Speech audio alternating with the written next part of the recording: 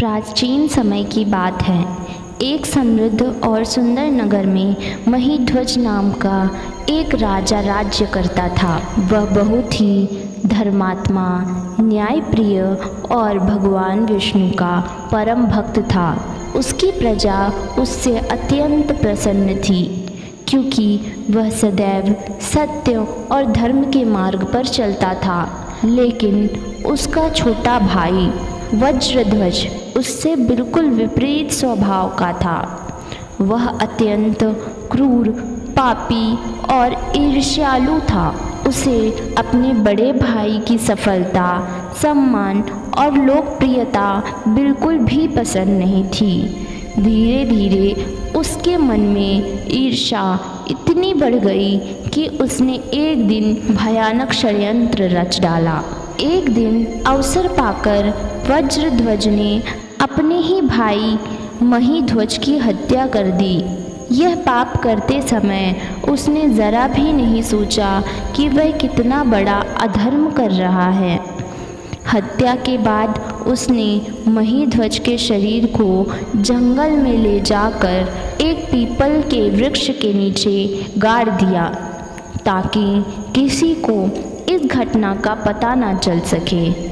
इस प्रकार एक धर्मात्मा राजा का जीवन दुखद रूप से समाप्त हो गया। लेकिन उसकी आत्मा को शांति नहीं मिल पाई। महीध्वज की आत्मा प्रेत योनि में भटकने लगी। वह उसी पीपल के पेड़ के नीचे रहने लगी, जिसके नीचे उसका शरीर दफनाया गया था। अपनी अधूरी इच्छाओं और अकाल मृत्यु के कारण वह अत्यंत पीड़ित थी। वह राहगीरों को डराने लगी और उस मार्ग से गुजरने वाले लोगों को परेशान करने लगी। धीरे धीरे उस स्थान का नाम ही डर का प्रतीक बन गया और कोई भी व्यक्ति वहाँ जाने की हिम्मत नहीं करता था। एक दिन एक महान तपस्वी ऋषि उस जंगल से होकर गुजर रहे थे। वे अत्यंत तेजस्वी और ज्ञानी थे। जैसे ही वे उस पीपल के वृक्ष के सामने पहुँचे, उन्हें कुछ अजीब अनुभूति हुई। अपनी दिव्य दृष्टि से उन्होंने तुरंत समझ लिया कि यहाँ कोई पीड़ित आत्मा निवास कर रही है। तभी महीध्वज की प्रेत आत्मा उनके सामने प्रकट हुई और अत्यंत विनम्रता से बोली, हे ऋषिवर, मैं अपने कर्मों के कारण इस दुखद स्थिति में फंसा हुआ हूँ। कृपया मुझे इस कष्ट से मुक्ति दिलाने का कोई उपाय बताइए। ऋषि ने ध्यान लगाकर उसकी पूरी कथा जानी और उसे बताया कि उसकी मृत्यु का एकमात्र उपाय अचला एकादशी का व्रत है।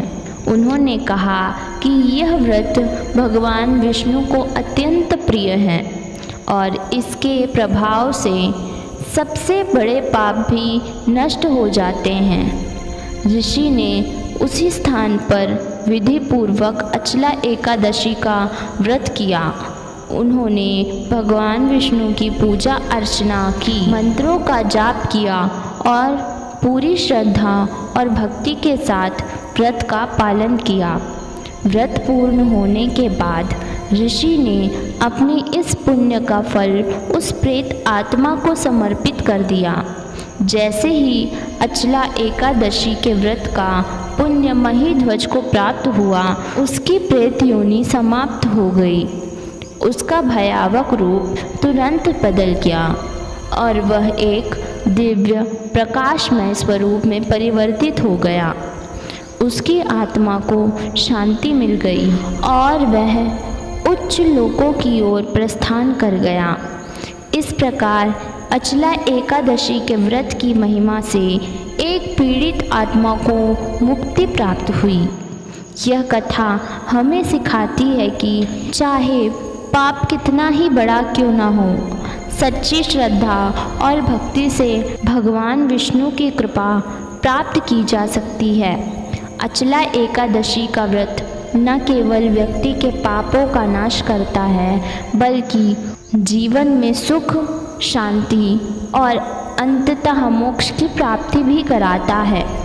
जो भी व्यक्ति इस व्रत को श्रद्धा और नियम पूर्वक करता है और इसकी कथा को सुनता और सुनाता है, उसे अवश्य ही पुण्य फल प्राप्त होता है।